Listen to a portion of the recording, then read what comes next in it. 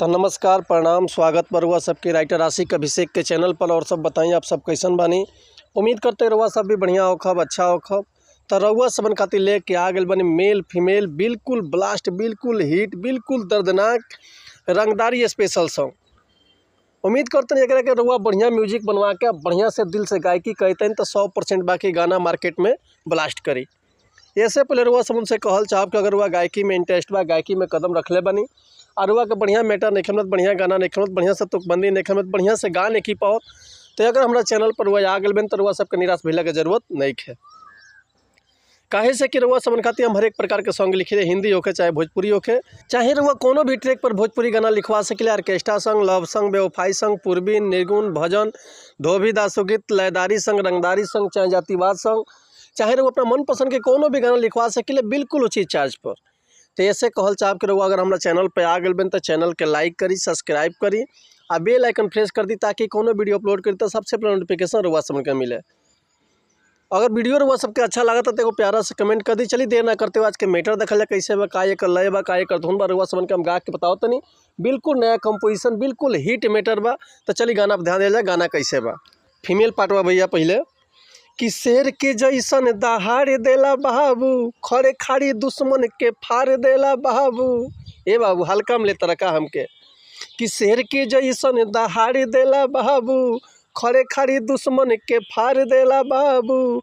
जिला के हो रंगदार मजनुआ जिला के हो रंगदार मजनुआ फोने पर दौड़ल आई। रे सुन हमर जिला जब ठोकी करे जात रोके न केहू पाई। खाटी रंगदारन के चले रंगदारी है राइफल पतोहे न चाई। एक बार और हुआ समन का मुखड़ा सुनाई तनी कि शेर के जैसन दहाड़ देला बाबू खड़े खाड़ी दुश्मन के फाड़ देला बाबू। जिला के हो रंगदार मजनुआ जिला के हो रंगदार मजनुआ फोने पर दौड़ल आई। हमर जिला जब ठोकी करे जात रोके न केहू पाई। खाटी रंगदारन के चले रंगदारी है राइफल पतोहे न चाई। तो उम्मीद करते मैटर हुआ सबके बेहद पसंद आयल हुई। अगर गाना के फुल लिखवाओ चाहते हैं तो डिस्क्रिप्शन में हमारा कॉन्टैक्ट नंबर बा व्हाट्सअप नंबर बा कॉल कर सकले या व्हाट्सअप कर सकले रुआ के बिल्कुल उचित चार्ज पे फुल गाना मिल जाए। एक बार हम अपन कॉन्टैक्ट नंबर हुआ सबसे बताए तनी हमारे कॉन्टैक्ट नंबर बा 8178244875 और व्हाट्सअप के भी नंबर यह बा 8178244875।